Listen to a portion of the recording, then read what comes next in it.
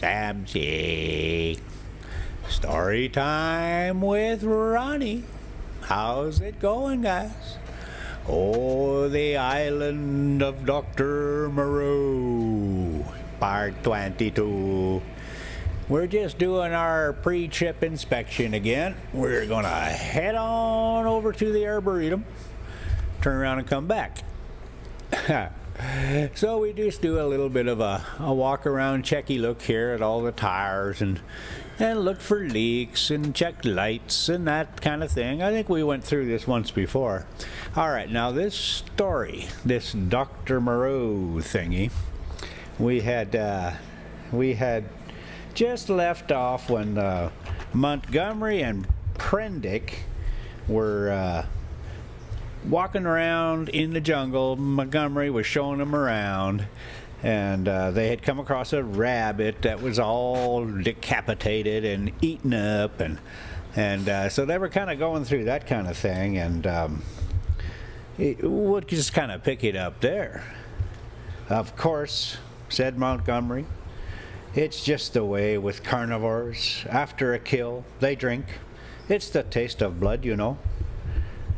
What was the brute like? Would you know him again?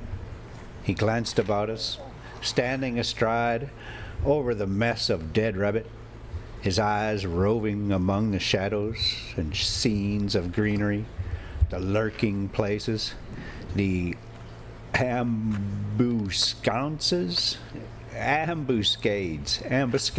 of the forest. Here, hang on now. Let me get this one right here. Ambuscades. Oh, ambuscades. Okay, here. Word of the day. Ambuscades refers to an ambush or a surprise attack launched from a concealed position. It can attack. It can attack. It can act as both a noun, a trap, or the hidden troops, and a verb, the act of hiding and attacking. Whew. Ambuscades. Huh. Okay, so he was checking out the ambuscades of the forest that bounded us in. The taste of blood, he said again. He took out his revolver, examined the cartridges in it, and replaced it. Then he began to pull at his dropping lip. All right, so we getting ready to roll out of the storage yard here, and I'll do my walk around, and I got the high idle up so I can listen for anything, and there's leaks, and look around and snoop around and that kind of thing, and just do general check. And when you kind of do this kind of thing, you can see this is why you cannot buy an RV by pictures alone, because it looks pretty good, right? It's really dirty. It's absolutely filthy. I had to get out the mop thingy and clean the windshield because there was just no way. All right. In fact, I'm probably hiding the footage of when I turn around and come back into the sunset. The inside of this windshield is, oh my word, not clean. All right, off we go. Off to Gold Canyon, past Zombie Hill. And now I gotta try to figure out where we was again. Oh, he took out his revolver. All right, and pull at his dropping lip. What the heck does that mean, anyway? I think I should know the brute again. I stunned him. He ought to have a handsome bruise on the forehead of him. But then we have to prove he killed the rabbit, said Montgomery. I wish I'd never brought the things here. I should have gone on, but he stayed there thinking over the mangled rabbit in a puzzle-headed way. As it was, I went to such a distance that the rabbit's remains were hidden. Come on, I said. Presently, he woke up and came towards me. You see, he said, almost in a whisper, there are all supposed to have a fixed idea against eating anything that runs on land. If some brute has by any accident tasted blood, we went on some way in silence. I wonder what can have happened, he said to himself. Then, after a pause again, I did a foolish thing the other day. That servant of mine, I showed him how to skin and cook a rabbit. It's odd. I saw him licking his hands. It never occurred to me. Then we must put a stop to this. I must tell Moreau. He could think of nothing else on our homeward journey. Moreau took the matter even more seriously than Montgomery, and I need scarcely say that I was affected by their evident consternation. We must make an example, said Moreau. I have no doubt in my mind that the leopard man was the sinner. But how can we prove it? I wish, Montgomery, you had kept your taste for meat in hand and gone without these exciting novelties. We may find ourselves in a mess yet through it. I was a silly ass, said Montgomery, but the thing's done now, and you said I might have them, you know. We must see to the thing at once, said Moreau. I suppose if anything should turn up, Maling can take care of himself. I'm not sure of Maling, said Montgomery. I think I ought to know him. In the afternoon, Moreau, Montgomery, myself, and Maling went across the island to the huts in the ravine. We three were armed. Maling carried a little hatchet he used in chopping firewood, and some coils of wire. Moreau, okay, let's take a look at this drive so I can get me a little drink of water here. Oh, the fire station, yeah. All right. That wasn't too long, was it? How many? It was like two green alligators. That's not so bad. Any more than 3 green alligators, and you got way too many damn alligators around. All right. That's 1. Okay. Moreau had a huge cow herd's horn slung over his shoulder. You will see a gathering of the beast people, said Montgomery. It's a pretty sight, Moreau said, not a word on the way, but his heavy, white-fringed face was grimly set. We crossed the ravine, down which smoked the stream of hot water, and followed the winding pathway through the cane brakes until we reached a wide area covered over with a thick, powdery yellow substance, which I believe was sulfur. Above the shoulder of a weedy bank, the sea glimmered. We came to a kind of shallow, natural amphitheater, and here the 4 of us halted.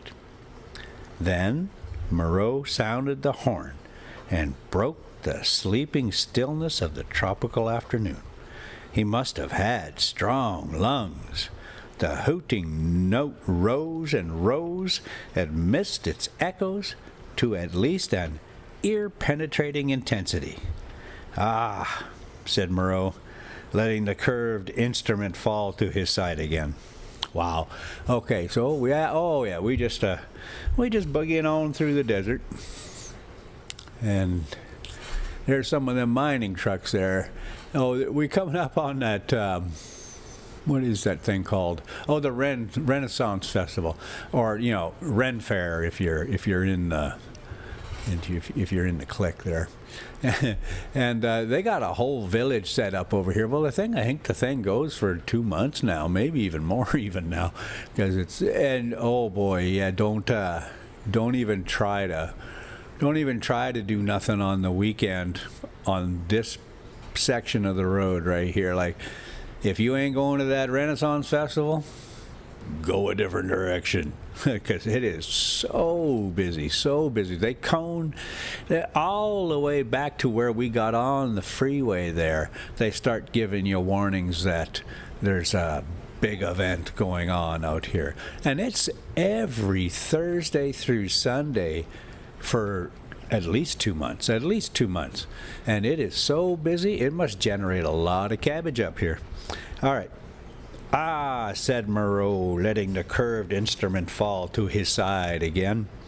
Immediately, there was a crashing through the yellow canes, and a sound of voices from the dense green jungle that marked the morass through which I had run on the previous day.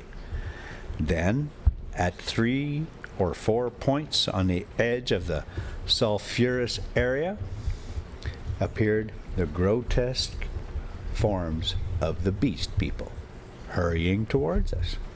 I could not help a creeping horror as I perceived first one, then another trot out from the trees or reeds, come shambling along over the hot dust.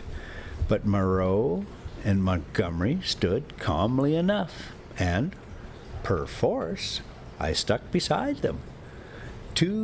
First to arrive was the satyr, strangely unreal for all that he cast a shadow and tossed the dust with his hooves. After him, from the brake, came a monstrous lout, a thing of horse and rhinoceros, chewing a straw as it came.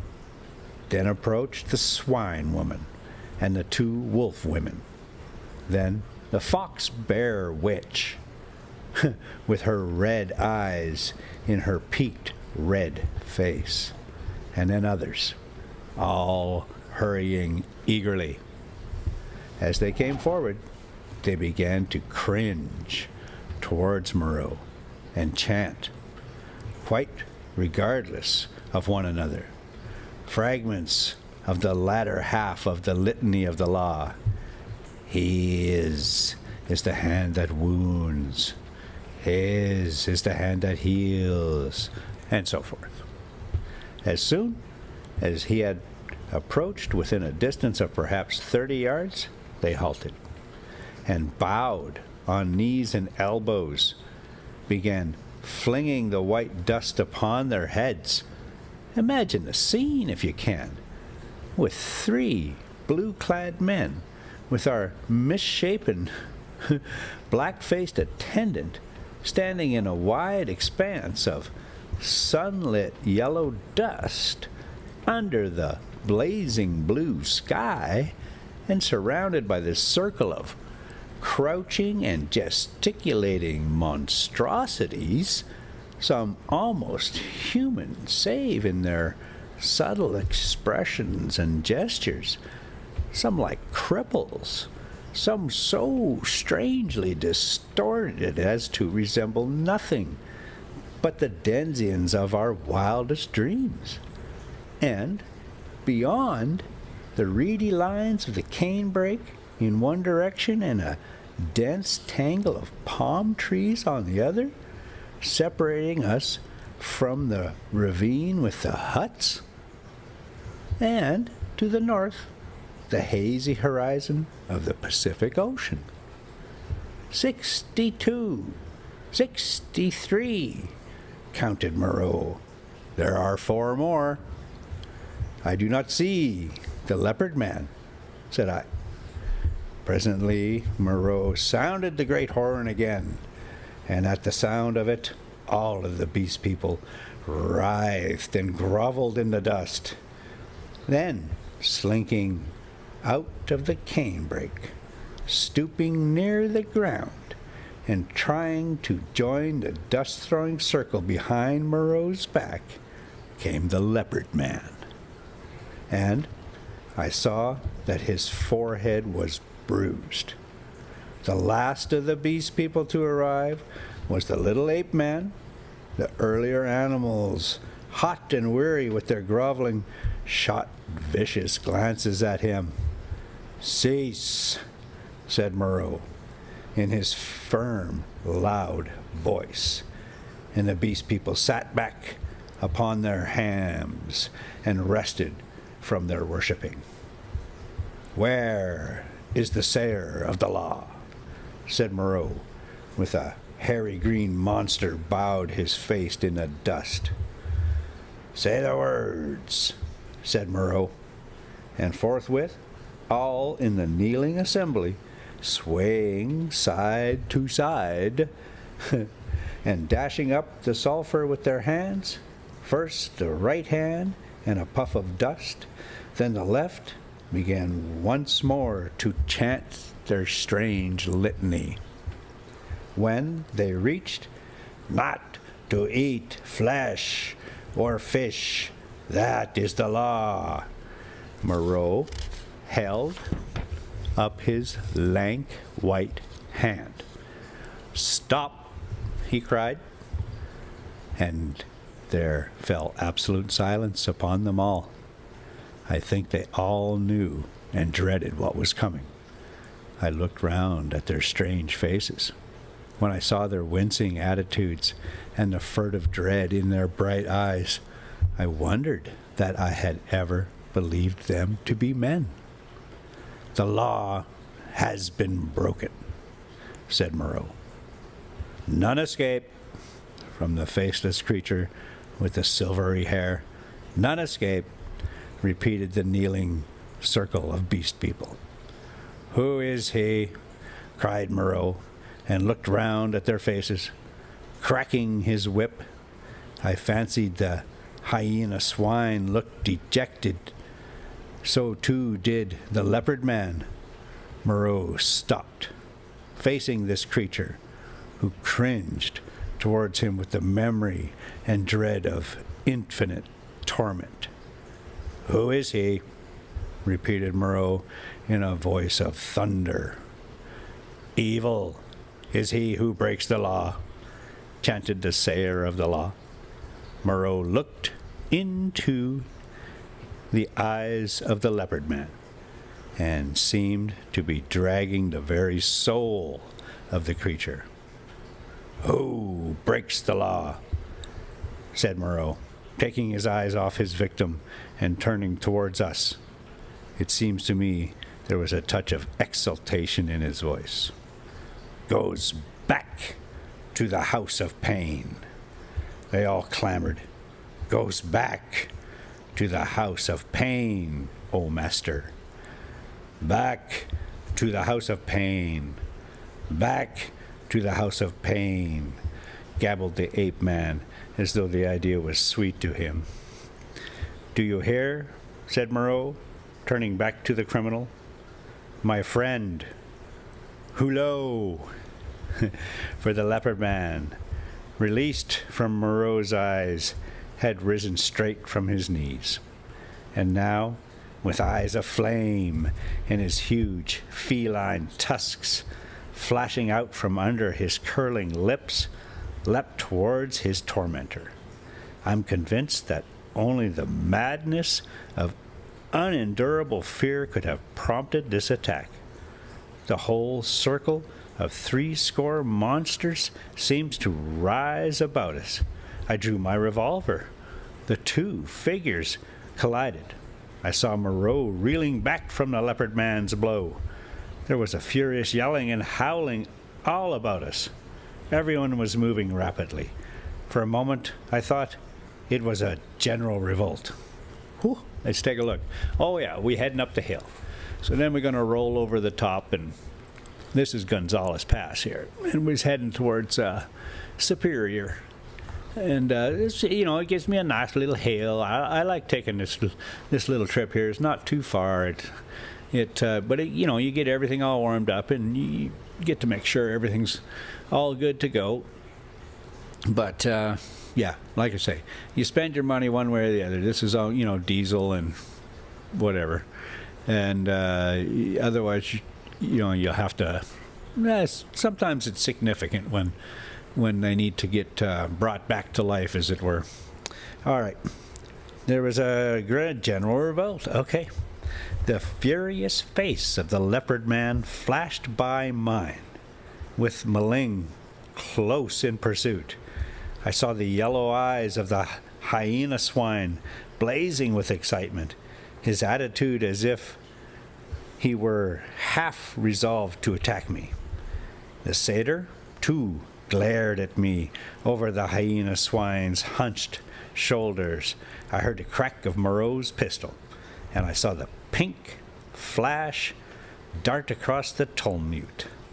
The whole crowd seemed to swing around in the direction of the glint of fire, and I, too, was swung round by the magnetism of the movement.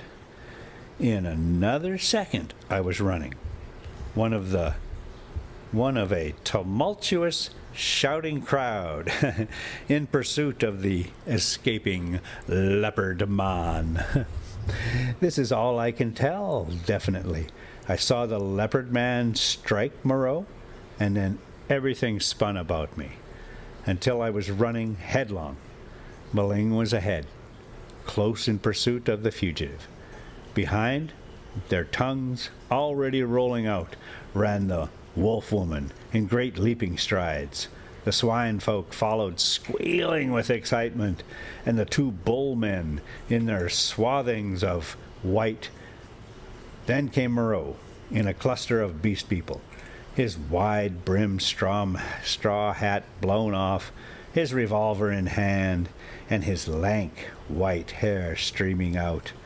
The hyena swine ran beside me, keeping pace with me, and glanced furtively at me out of his feline eyes. And the others came pattering and shouting behind us. The leopard man went bursting his way through the long canes, which sprang back as he paused and rattled in Maling's face.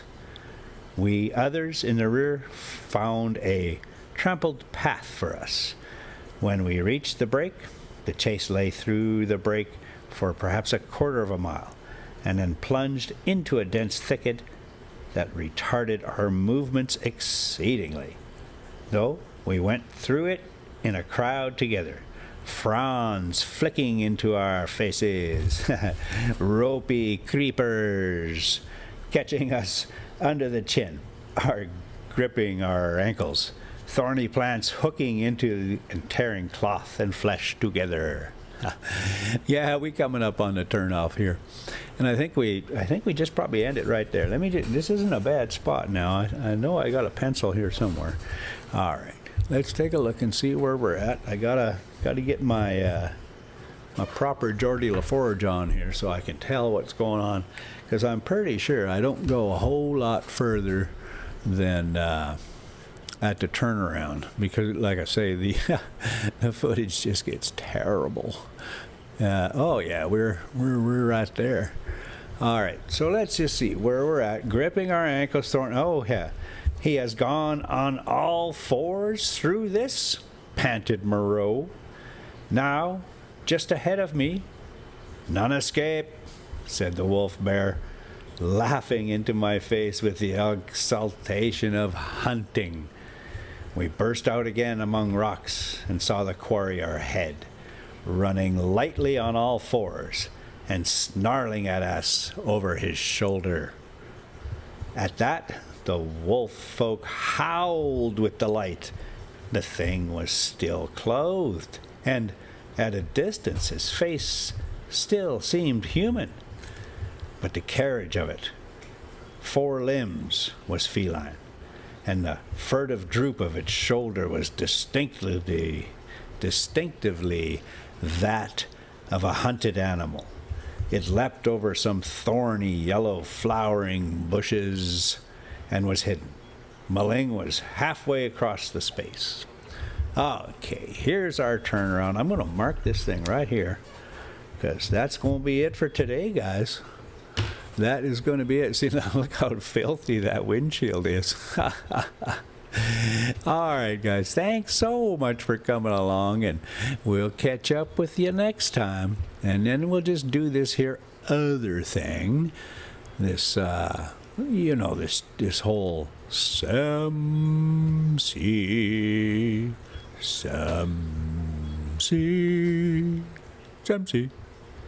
And of course, we'll give you a few moments of the Big Rosie. Yeah, I'm going to have to find me another clip. I got lots. Don't worry. The problem is they all look exactly like that. Big old dog laying in the grass, rolling around. I mean, and she doesn't change expression much. Okay, Rosie, you go get 'em, girl. Bye, guys.